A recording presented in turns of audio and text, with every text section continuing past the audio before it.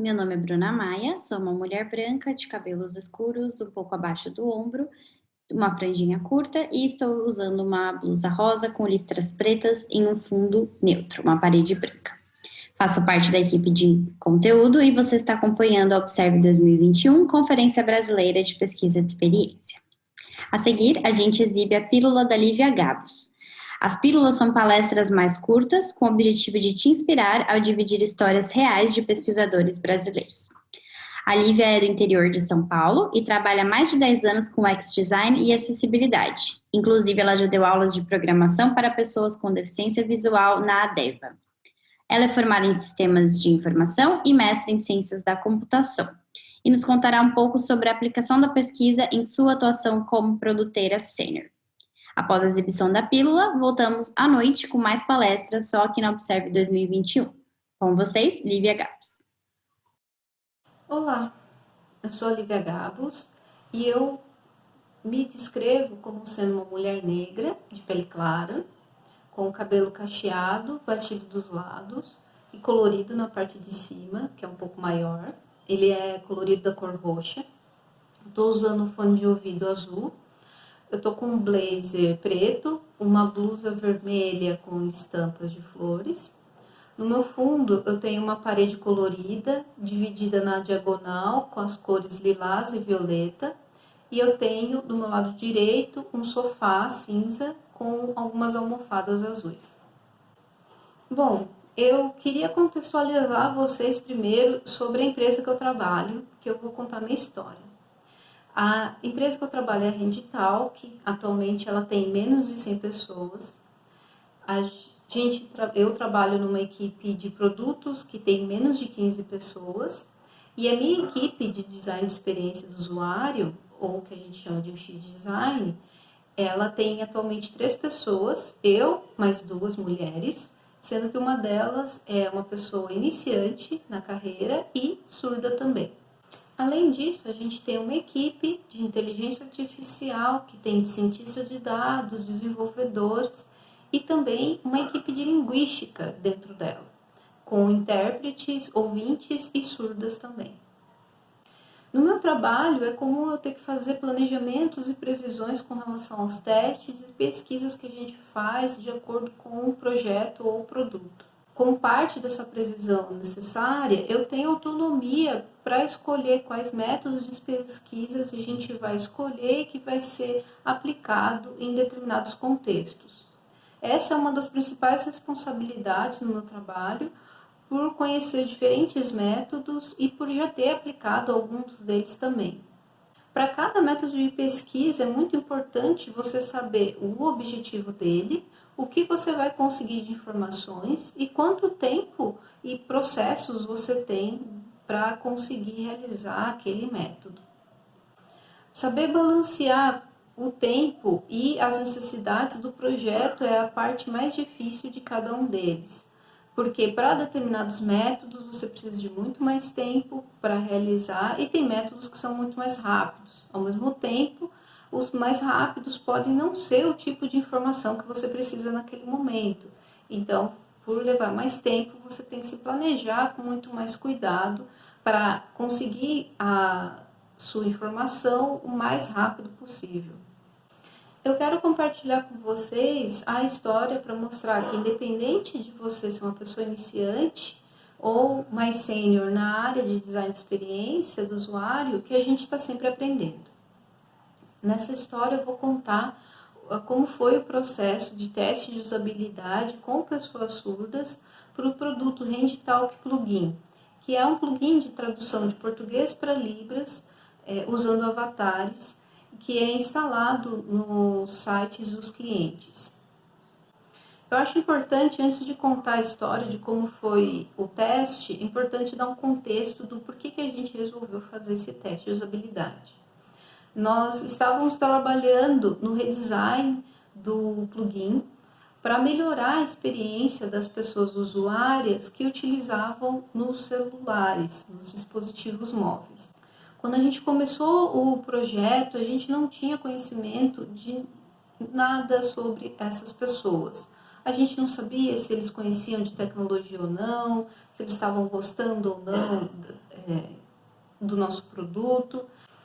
A gente não tinha nenhuma informação sobre essas pessoas, porque a interface para celulares ela era muito, muito simples e muito diferente das interfaces para computadores de mesa, ou que a gente chama de desktops, que tinham muito mais opções de seleção e opções de funcionalidades mesmo para as pessoas usuárias. Por não ter essas informações e não ter um fácil acesso a essas pessoas, eu decidi tomar uma estratégia um pouco ousada. Eu decidi que a gente ia realizar os testes com um protótipo funcional criado pelos desenvolvedores com as pessoas usuárias, em um teste de usabilidade. Essa decisão foi tomada por alguns motivos. Nós estávamos criando a interface toda do zero, tanto para celulares quanto para computadores de mesa. Nós tínhamos algumas hipóteses com relação à preferência e uso das pessoas, mas a gente precisava de algum método de pesquisa que nos mostrasse não só um feedback com relação à interface, mas também o porquê daquelas escolhas. Como o produto envolvia a tradução de textos, se a função principal não estivesse funcionando, talvez a pessoa não ia entender o que estaria acontecendo ou não saberia se aquilo era um problema ou não. Lembrem que a gente não tinha nenhuma informação sobre as pessoas que utilizavam nossos produtos. Então, a gente não tinha como saber se eles iam entender o que era um protótipo só navegável, que não funcionava. Como o acesso às pessoas usuárias era muito difícil, muito provavelmente a gente ia conseguir pessoas surdas para testar o nosso produto, mas que talvez nunca tinham utilizado ele antes ou que conheciam, mas não faziam o uso tão frequente assim. Então, com um teste de usabilidade, eu poderia dar mais contexto para essas pessoas e explicar mais alguns detalhes do projeto. Eu expliquei tudo isso para o meu gestor, expliquei e apresentei os motivos, mostrei um planejamento com todas as fases, tudo que a gente ia precisar fazer, também um cronograma, e ele aprovou. E a gente começou a fazer todo o trabalho com relação à parte dos testes. Então, eu vou separar essa apresentação agora em duas partes, uma falando do planejamento e outra falando de como foi a execução. Na parte do planejamento, eu já tinha realizado testes de usabilidade antes, de modo presencial. Saudades do modo presencial. Mas eu nunca tinha feito testes de usabilidade de modo remoto e também nunca tinha feito com pessoas surdas. Ia ser a minha primeira vez. Inicialmente, eu tinha previsto pelo menos o dobro do tempo que eu levaria para fazer um teste de usabilidade mais comum. Isso por conta das Libras. Eu não sou fluente em Libras, conheço um pouco, mas eu estou no processo de aprendizagem. E do pouco que eu conheço e estou aprendendo, eu tinha entendido que ia levar mais tempo para desenvolver a parte do roteiro e a parte das perguntas por conta das Libras. Daí vocês podem me perguntar, mas Lívia, não tem uma pessoa surda na sua equipe de UX Design? Sim, tem uma pessoa surda, mas ela é uma pessoa iniciante e esse ia ser o primeiro teste de usabilidade dela. Então ela não conhecia todos os processos e todos os detalhes que a gente precisa tomar cuidado dentro desse contexto.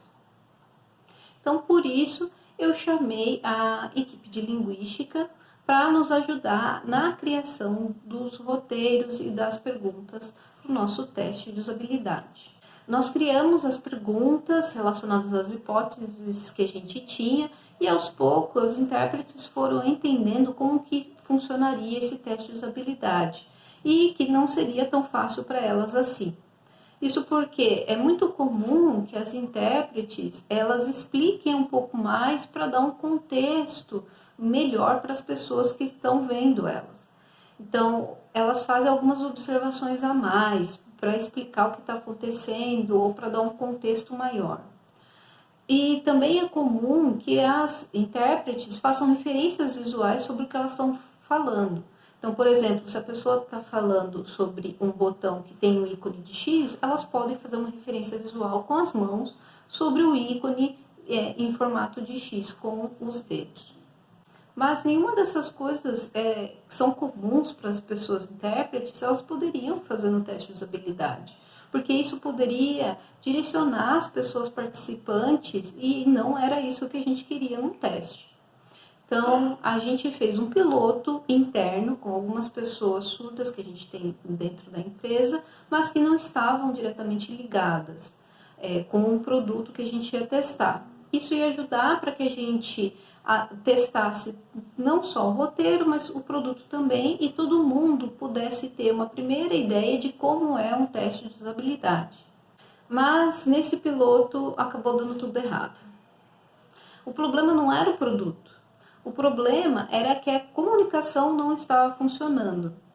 Quando a gente criou o roteiro, a gente criou primeiro ele em português e depois adaptou ele para Libras. E isso estava causando problema, porque as pessoas não estavam entendendo o que a gente estava pedindo para elas quando a gente estava pedindo para realizar alguma atividade no produto.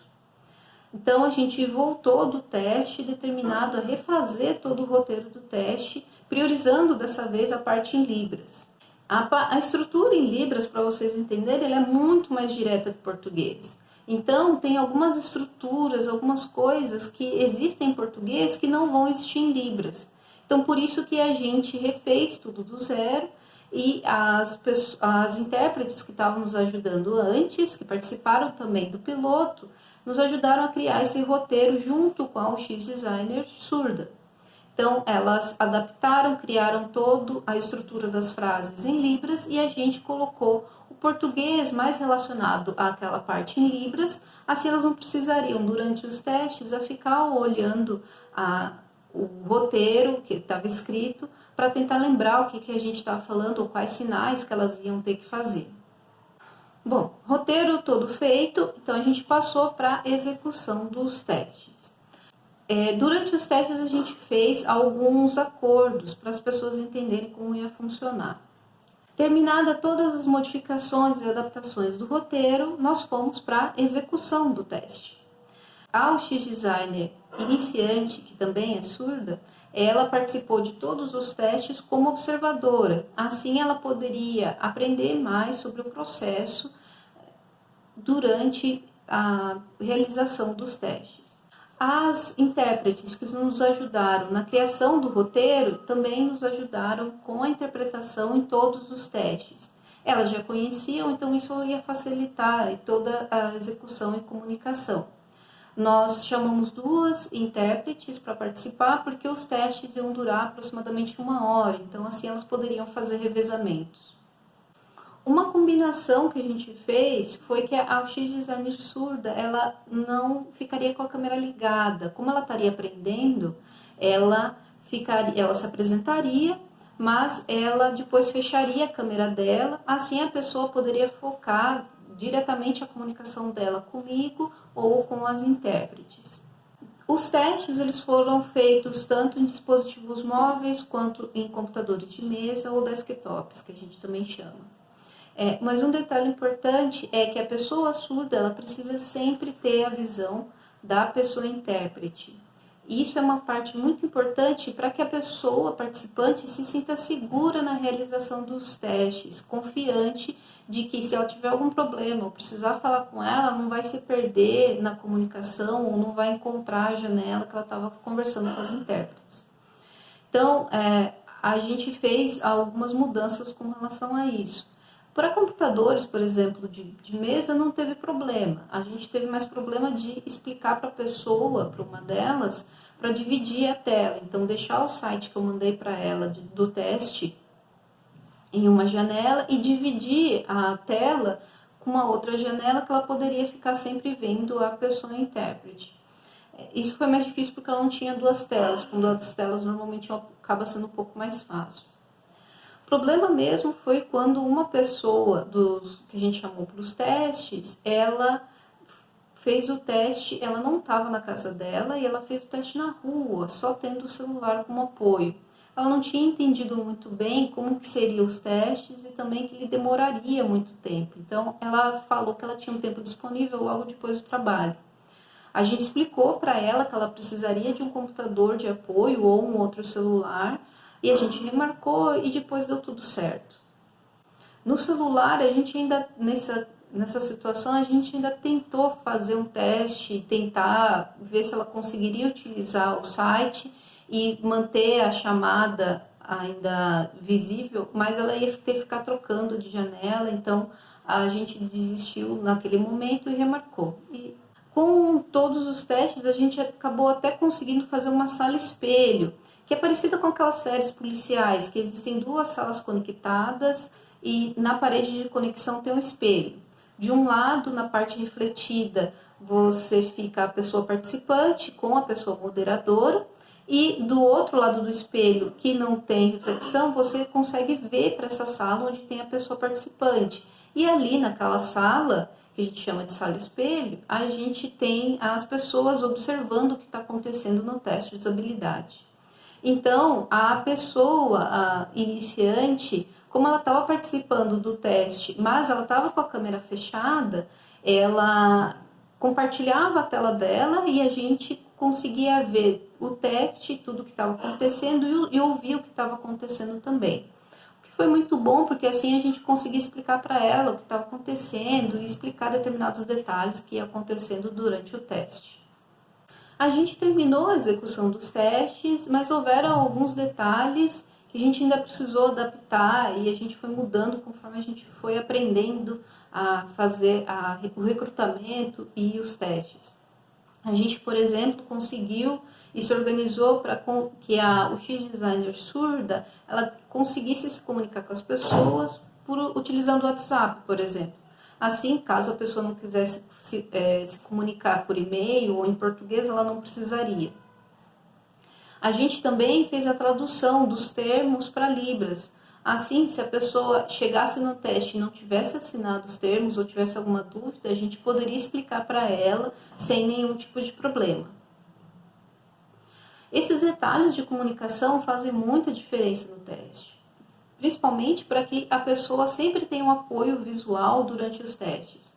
A gente utilizou o Google Meet, mas a gente tentou procurar outras ferramentas que, por exemplo, diminuíam a tela que estava a pessoa intérprete e ela conseguiria compartilhar e utilizar o celular ao mesmo tempo. Mas, no momento do teste, a gente não encontrou esse tipo de ferramenta.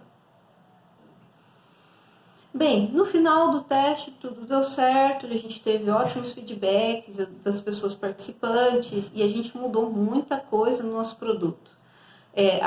No final dos testes, nos últimos deles, as intérpretes já estavam bem mais acostumadas e até fazendo complementos das explicações, mas sem comprometer nada do resultado dos nossos testes. Foi um ótimo aprendizado para todo mundo e a gente conseguiu melhorar bastante os nossos processos de testes para futuros testes que a gente for fazer. Então, recapitulando algumas coisas que eu falei para vocês fixarem melhor algumas partes que foram mais importantes. Uma dica que eu dou, caso você for uma pessoa iniciante na área de design de experiência, é fazer os testes junto com uma pessoa mais experiente. Assim você pode aprender a como direcionar as pessoas ou redirecionar caso aconteça alguma coisa com a pessoa participante durante os testes. E num primeiro teste você vai se sentir muito perdida, então essa pessoa experiente pode te dar essas indicações. Se você for fazer teste com pessoas com deficiência, é muito importante que você entenda a deficiência e a necessidade de cada pessoa, que pode ser muito diferente. Isso é muito importante para fazer até escolhas mais simples, desde como você vai se comunicar com ela, ou até mesmo qual plataforma ou ferramenta você vai utilizar durante os seus testes. Se vocês forem realizar testes com pessoas surdas, é muito importante que você priorize na criação do seu roteiro e suas atividades a parte em Libras.